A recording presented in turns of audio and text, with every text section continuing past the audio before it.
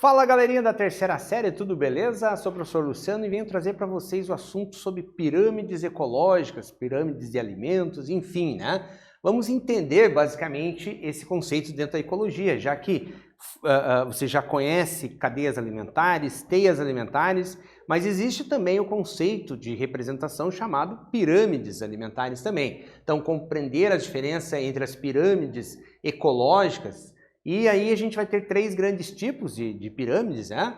A numérica, de biomassa e a energética, né? Vamos entender cada grupo desse aqui. Mas antes uma reportagem bem bacana para vocês. Talvez, não sei se você vai lembrar de uma situação que aconteceu de uma grande, né, quantidade de insetos, né, de gafanhotos, a nuvem de gafanhotos, que aconteceu em 2020, né? Preocupou bastante agricultores, né? Para onde eles passaram e tudo mais, né? O que a nuvem de gafanhotos pode chegar, o que a nuvem de gafanhotos que pode chegar ao Brasil tem a ver com o agronegócio? Então, qual o impacto que isso traria, né? A redução drástica das populações de pássaros, vejam bem, populações de pássaros, predadores, né? Aranhas e pequenos roedores que comem insetos, também, somado ao uso desenfreado de agrotóxicos, pragas como a nuvem de gafanhotos que se aproxima do Brasil ficam cada vez mais frequentes. Claro, essa matéria é de 2020, você pode até acessá-la pelo QR Code, né? A gente está falando de algo passado. O habitat desses animais está dando lugar aos projetos cada vez mais extensivos do agronegócio. Todos comem gafanhotos e isso tudo está desaparecendo com o avanço da soja e das outras monoculturas extensivas. Vejam como é complexo o negócio, tá, gente? O uso de venenos que atacam algumas culturas também mata os predadores desses insetos, fazendo com que eles se proliferem. No conceito de cadeia alimentar, se a gente retirar um dos predadores dentro de algum dos níveis tróficos, o que vai acontecer? Provavelmente a proliferação, não vai ter aquele controlador biológico daquela espécie, teoricamente ela se prolifera. Somada ao quê? Somada à questão dos agrotóxicos que matam, né, muitos outros predadores e tal, fazendo com que haja ali esse desequilíbrio ambiental. Então vamos refletir. Com base no trecho dessa reportagem que a gente viu ali, podemos observar a ocorrência de um desequilíbrio ecológico. Como podemos explicar tal fenômeno? Então aqui aparece a nuvem, né, de gafanhotos, algo bastante assustador ali, né, um avião ali tentando jogar provavelmente algum tipo de inseticida, né? Mas é isso mesmo, gente. A redução das populações de pássaros, aranhas, pequenos roedores que atuam como predadores de insetos levam a esse visível descontrole ambiental. Então a gente tem que pensar o seguinte: toda espécie é importante e toda espécie que existe hoje, né, ela está equilibrada dentro de uma história, né, de nichos ecológicos que foram ali se adequando a determinadas situações. Então, controladores biológicos de uma espécie, eles não podem ser eliminados assim, de qualquer maneira, porque isso pode causar um desequilíbrio. O próximo nível trófico, né, da presa daquele organismo pode vir a se proliferar de uma maneira descontrolada. Então, lembrando o termo, desequilíbrio ambiental. Você vai ouvir isso muito na ecologia e você talvez vai cair em suas provas, Enem e tudo mais, então é bom você saber muito, né, com muito domínio essa situação ali.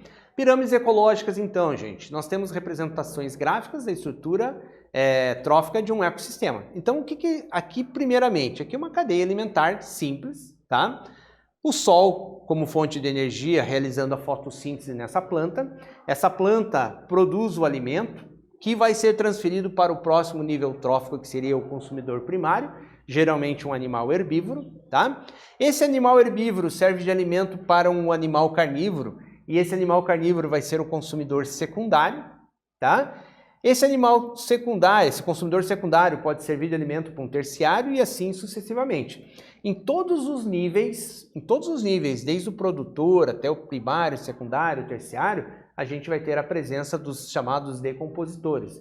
Fungos e bactérias que têm a função de degradar a matéria orgânica morta, na forma às vezes só de um tecido ou do organismo inteiro morto, né? Fazer a reciclagem disso, devolvendo elementos para o ambiente, na forma de elementos abióticos ou mesmo constituindo futuramente organismos bióticos, ou seja, a essa reciclagem da matéria orgânica ali, tá? Com relação a isso, gente, o conceito da chamado fluxo de energia, né? Ele é sempre unidirecional. Então ele sempre vai do nível do produtor para o consumidor primário, do primário para o secundário, do secundário para o terciário e assim sucessivamente. O nível de energia, ele vai pulando, mas ele vai diminuindo. Então, a energia maior está concentrada aqui no consumidor, antes no consumidor primário do que no secundário. Então, ele obtém a maior parte da energia. Então, lembrando ali desse conceito de fluxo de energia. Então, vamos a uma primeira atividade ali, gente. Como sabemos, à medida em que se distancia dos produtores, a energia vai se perdendo de nível para nível. Vamos classificar os elementos de 1 a 5, mas aí como uma lembrança do estudo de cadeias e teias alimentares. Então, vamos classificar esses organismos de 1 a 5 ali. Isso é rapidinho, a gente já volta aí, gente.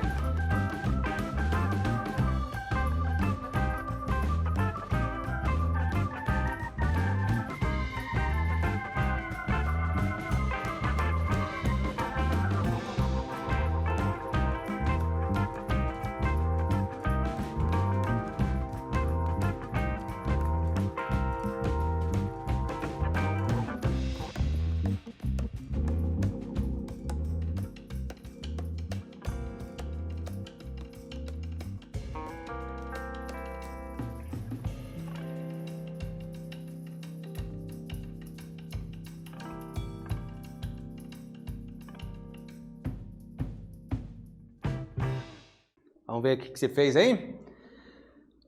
Produtores, são as plantas, tá? No caso, nessa constituição que a gente colocou ali, né? Eles são as plantas, são os produtores, fazem fotossíntese, produzem o próprio alimento, tá? Produzem para elas próprias, né? E também abastecem o próximo nível, que são os consumidores primários, que são esses animaizinhos herbívoros aqui, tá bom? A nível 3, nós temos o consumidor secundário, que se alimenta do primário. A nível 4, nós temos o consumidor terciário, que se alimenta aqui do secundário. E, por fim, nós temos os decompositores, que estão presentes em todos os níveis ali, tá bom? Só lembrando que muitas vezes, né, essa daqui a gente está falando de uma cadeia alimentar simples, né? Um organismo, muitas vezes, que está como consumidor secundário, ele também pode ser consumidor primário ao mesmo tempo. Geralmente ele é onívoro, tá? Um consumidor terciário pode ser também secundário, pode ser primário, conforme o tipo, né, da situação. Aí a gente entra já num conceito daí de chamada teias alimentares, só lembrando disso, tá? Então, pirâmides ecológicas, elas podem ser representadas então das três maneiras básicas aqui. A primeirinha aqui, ó, pirâmide de números, número, né, de indivíduos presentes, por exemplo aqui, uma árvore para 300 gafanhotos que se alimentam de uma parte dessa árvore geralmente é folha, né? E 20 aves que se alimentam dos 300 gafanhotos. Daria ali uma pirâmide em equilíbrio. Muito bem. Pirâmide de biomassa. O que é biomassa? Ali é a quantidade de matéria, né? Então vamos lá. 8 toneladas de alfafa, né, alimentam 1 tonelada de bezerro. E essa 1 tonelada de bezerro alimenta um adolescente de aproximadamente 47 quilos. Tá?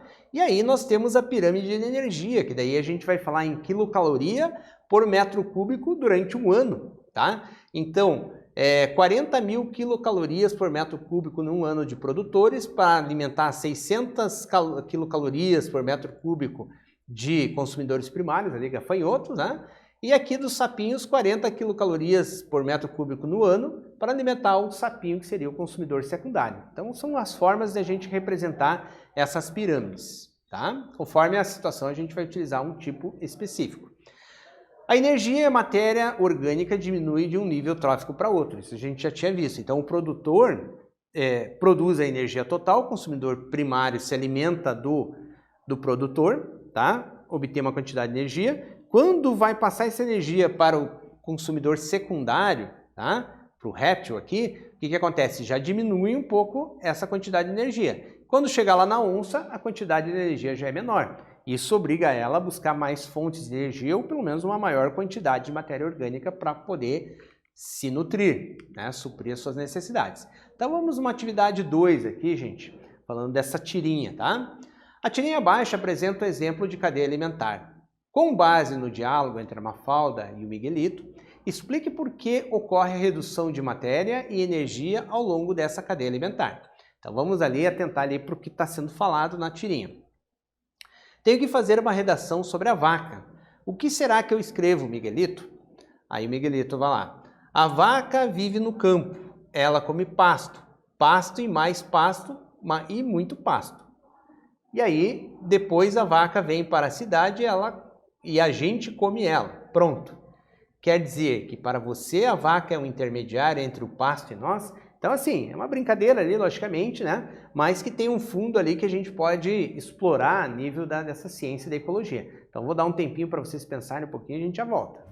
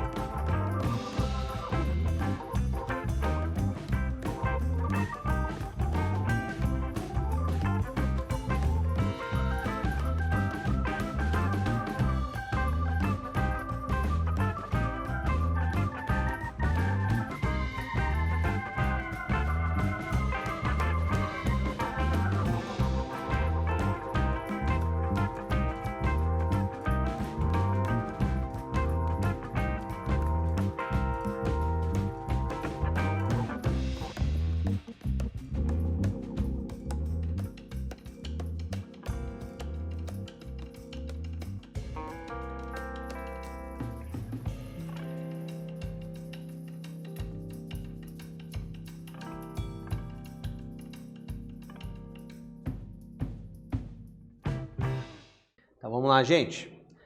Então, entendendo ali pela tirinha, né?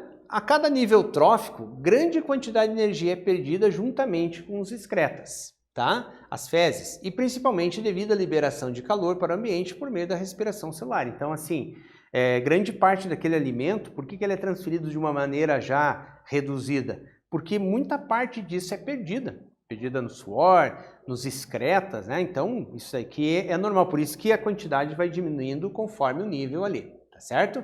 Né? Entendendo ali a brincadeirinha, e muitas vezes assim a gente fala em brincadeira, mas a gente é uma análise simples, assim, meio de criança até, mas às vezes a gente chega no ensino médio pensando assim de uma maneira simples, né? Simplesmente uma cadeia alimentar de uma maneira assim bem básica, né? Tipos de pirâmides ecológicas, então, né? Então nós temos aqui os 3 tipos, né? Retomando aqui, que a numérica vai falar do número de indivíduos, né, necessários para que essa cadeia tenha equilíbrio. Então, por exemplo, partindo daqui de cima, 2 indivíduos precisam ali de 1000 unidades de produtores, mas não diretamente. Por quê? Porque dessas 1000 unidades, 100 unidades de consumidores primários se alimentam, que alimentam 10 unidades de consumidores secundários para chegar no terciário que dá 2 indivíduos. Quando a gente fala em pirâmide de biomassa, a gente está falando em quilogramas, né? 100 quilos de biomassa, ou seja, 100 quilos de produtor, para alimentar 10 quilos de um consumidor aqui terciário.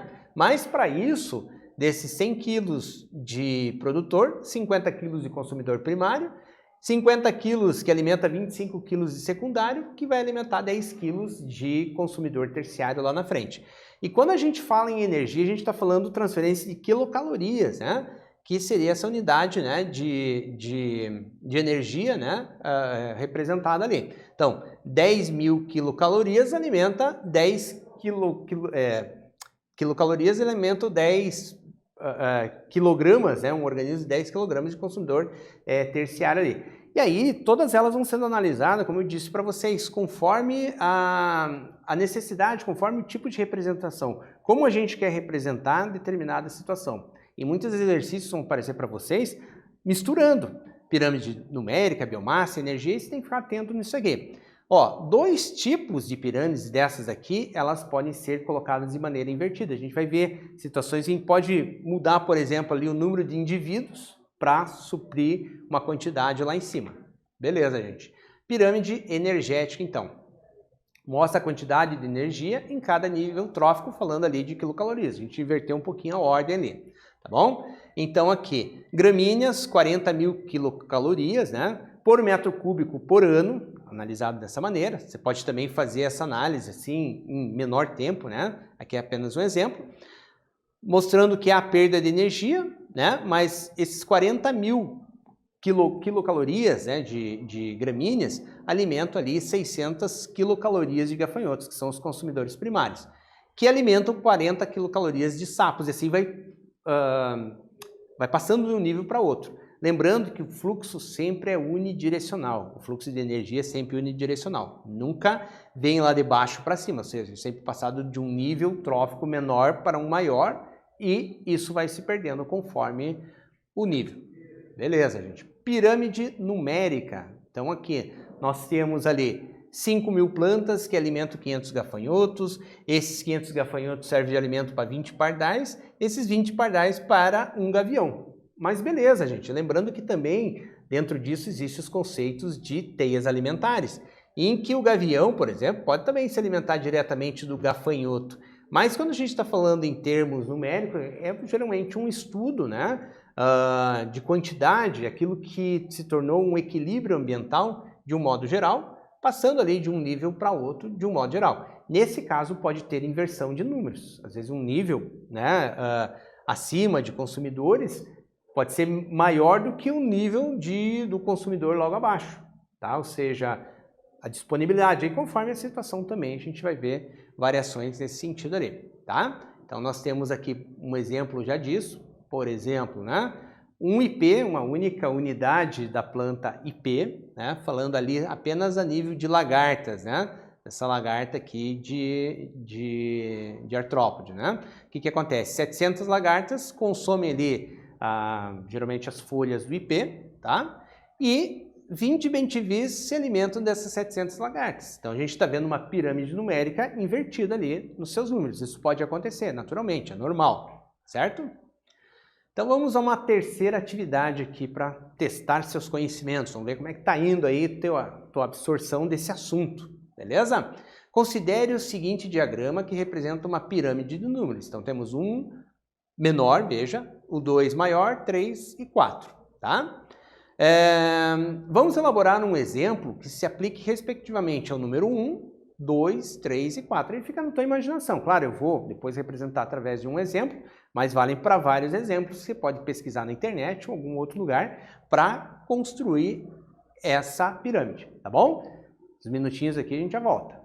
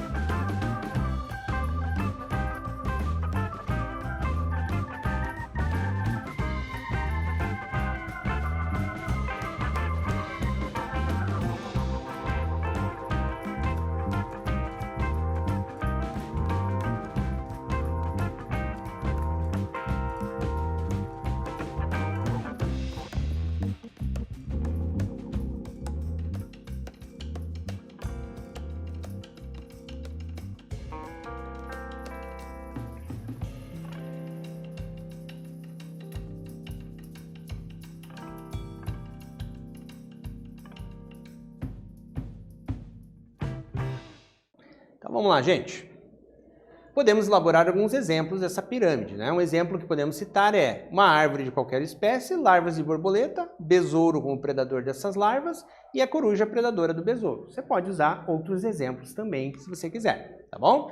Um outro exemplo de pirâmide numérica, né? Você tem aqui o IP, centenas de pulgões, né, sobre esse IP e milhares de protozoários ali também, né? Então, né, que é um parasita ali desses pulgões. Dentro de uma pirâmide de biomassa, né? Lembrando que a gente utiliza ou toneladas, ou gramas, ou quilogramas e tudo mais, né? Então, 8 toneladas de alfafa para alimentar 1 tonelada de boi e para alimentar uma pessoa de 80 quilos durante um ano, né? Só lembrando, não seria assim num único momento ali, ou numa área, enfim, né? E pirâmide de biomassa, que ocorre ali, vamos supor, apenas ambientes aquáticos, né? Onde a gente tem uma certa quantidade de fitoplâncton, 4 gramas por metro cúbico, né? E ali do zooplâncton se alimenta desse fitoplâncton. Também é uma pirâmide de biomassa, só que a nível aquático, né? Reprodução sempre acelerada desse fitoplâncton, então tem uma quantidade enorme de alimentos. Lembrando que para cima podem ter outros níveis também, tá? Ali é só um exemplo curto ali da situação, tá bom? Então, gente, nessa aula nós diferenciamos os tipos de pirâmides ecológicas, vimos que as pirâmides de biomassa e a numérica podem ser invertidas, elas podem aparecer de uma maneira invertida ali, né? E as de energia não podem ser invertidas, tá bom? Então, nessa aula nós vimos ali o termo sobre pirâmides ecológicas, tá? Pirâmides alimentares, de modo geral. Eu espero aí que vocês tenham gostado e aí até uma próxima, gente. Valeu, obrigado!